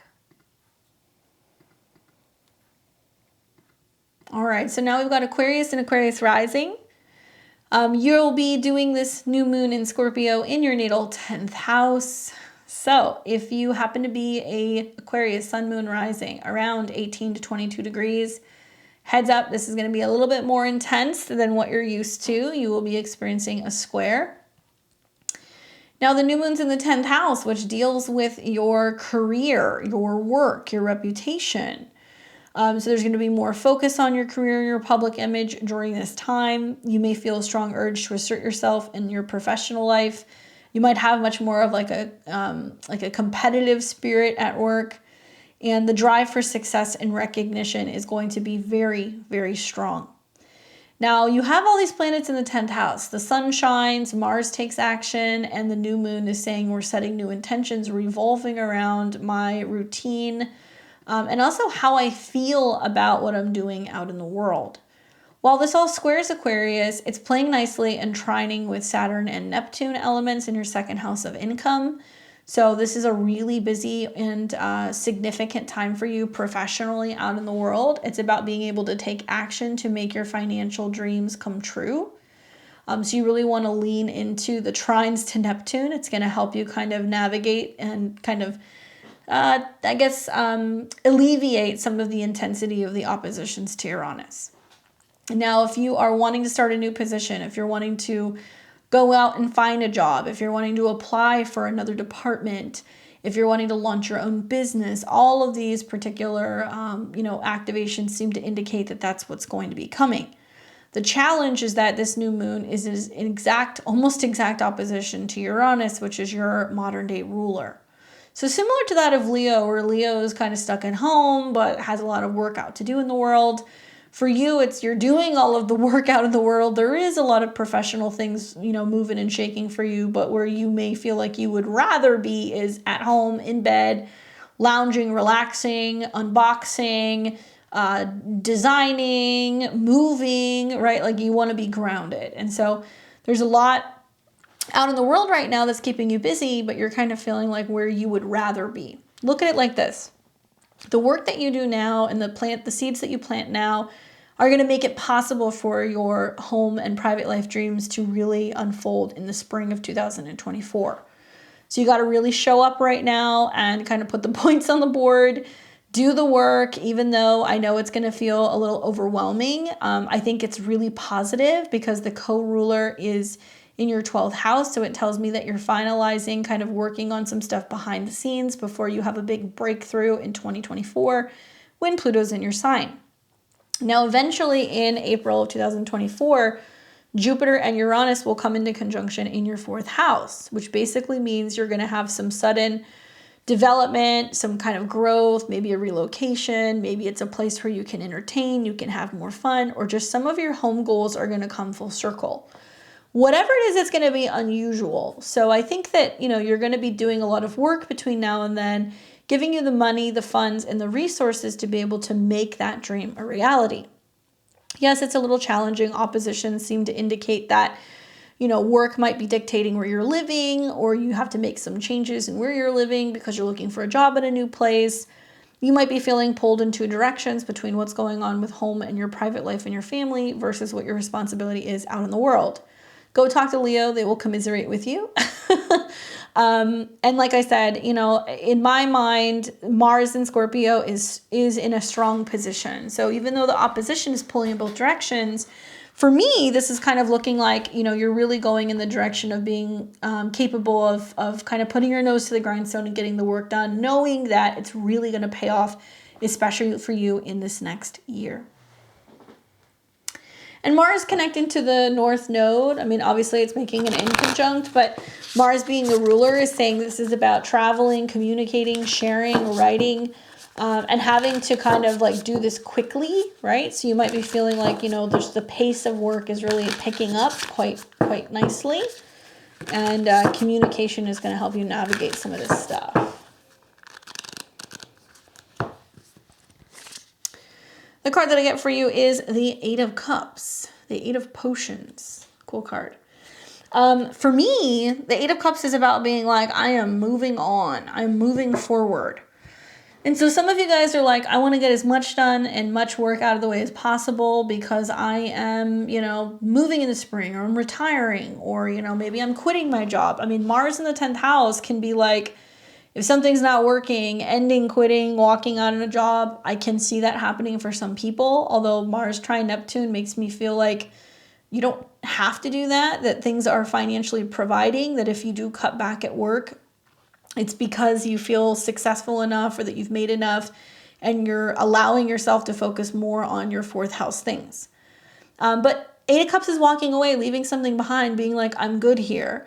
So maybe you're putting in one last good run in regards to some of your professional stuff before you're feeling like you're going to take a bit of a break going into the end of this year. It can mean that you're not looking back. So if you're like, I'm going to do everything I can in regards to this situation, and if it doesn't pan out, that's fine, then I'm really going to walk away next year and like not look back. But for the most part, I think Mars and the Sun and the new moon here, you know, I think for some of you guys, it's kind of going like, okay, where do I want to be in 6 months? Not right now. I can't make the change now, but I am going to make the change next year, knowing that that's coming. This is a new moon where you want to set those intentions. But also, if you're looking for a job, you want to start something new, this is a wonderful time to do that work. I just feel like be mindful that all eyes are on you when you have the Sun and Mars in the 10th house. So if you are somebody who's being difficult to get along with at work, or if there is some friction between you and superiors or bosses, or other people that you're working with, you know, you're going to be feeling a little bit more assertive in how you communicate. So just be mindful that there's definitely a lot of visibility here. Good luck.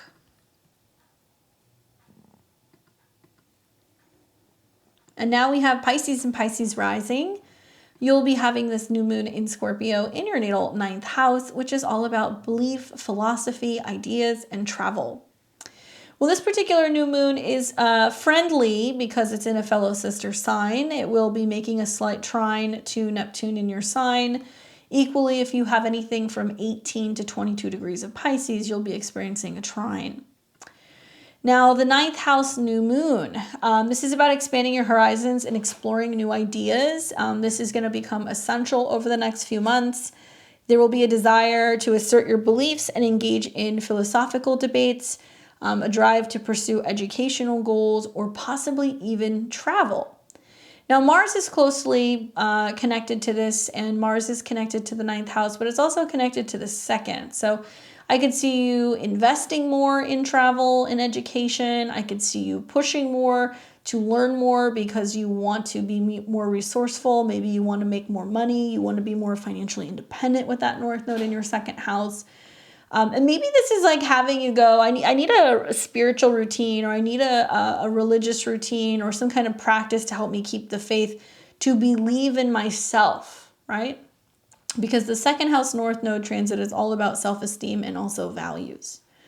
There may be, with this Mars in opposition to Uranus, some sudden unexpected shifts revolving around your beliefs, sudden unexpected shifts revolving around travel, education, because Uranus's connection to the 12th house. I could see some of you guys exploring esoteric topics or metaphysical topics, things like, you know, astrology, tarot, past lives, meditation, and maybe considering going and traveling to foreign lands and doing retreats, or maybe even like working with teachers and like secret groups or secret societies, or private training or private events might potentially come up for you here as well.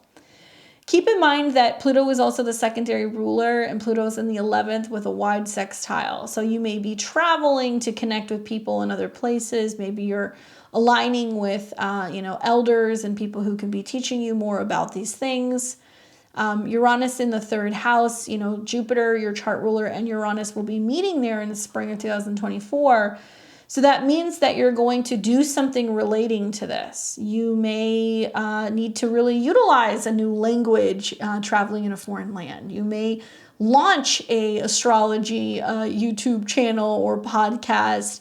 You may decide that you're suddenly going to pick up and move, but maybe you're exploring some of these places, you're exploring the culture, you're traveling a little bit before you make some of these bigger kind of shifts in 2024. My advice is keep an open mind with planets in the 3rd and the 9th house. There may be a sense of you really focusing more on what your beliefs are now, and it's helping kind of guide in the direction of where you're wanting to go into the future with those trines to Neptune in your sign. Probably having you feel very inspired is what I would imagine. But also you could be like, I'm booking a trip. I'm going somewhere tomorrow, with the Mars connection. it's worth spending the extra money so I can just go and I can go now. That might be part of this. We have the Page of Cups again. So this is about your heart kind of leading the way, feeling very passionate and connected. I think of Mars and, you know, that there may be a place that you're feeling like you've been daydreaming about visiting, or that you've been like thinking about, and you're like, you know what, I'm just going to bite the bullet, I'm going to go. This can also be about romantic connections. So Scorpios, other Pisces or Cancers can also be in the mix, especially because the moon is connected to your 5th house. So there can be opportunities for romantic connections and people at a distance. Although I don't necessarily think that romance is the #1 thing you're thinking about right now after a Mercury retrograde. And, you know, Mercury has been in a square to Saturn. There's been more of a focus on what your goals are and where you're going. But your heart is open right now. You're open to new belief systems, new places, new philosophies. You're open to connecting with people, potentially in new places as well. So that Page of Cups is probably suggesting that there is relationship opportunities and connection to others on the way.